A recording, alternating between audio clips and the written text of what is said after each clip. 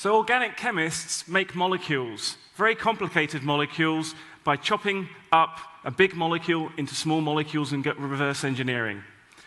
And as a chemist, one of the things I wanted to ask my research group a couple of years ago is, could we make a really cool universal chemistry set?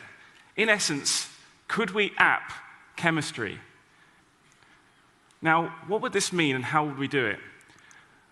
Well, to start to do this, we took a 3D printer and we started to print our beakers and our test tubes on one side and then print the molecule at the same time on the other side and combine them together in what we call reactionware. And so by printing the vessel and doing the chemistry at the same time, we may start to access this universal toolkit of chemistry. Now, what could this mean?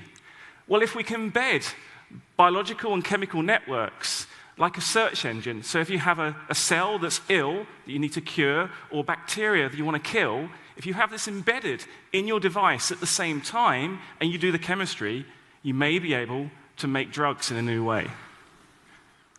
So how are we doing this in the lab? Well, it requires software, it requires hardware, and it requires chemical inks.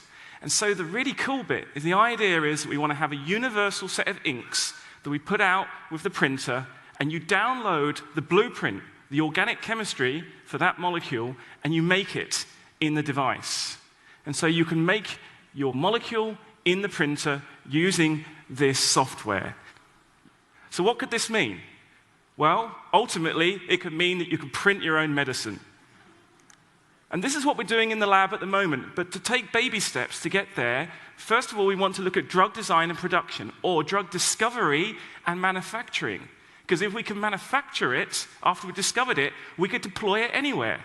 You don't need to go to the chemist anymore. We can print drugs at point of need. We can download new diagnostics. Say a new superbug has emerged. You put it in your search engine, and you create the drug to treat the threat.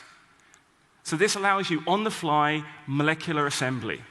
But perhaps for me, the cool bit going into the future is this idea of taking your own stem cells with your genes and your environment, and you print your own personal medicine. And if that doesn't seem fanciful enough, where do you think we're going to go? Well, you're going to have your own personal matter fabricator. Beam me up, Scotty.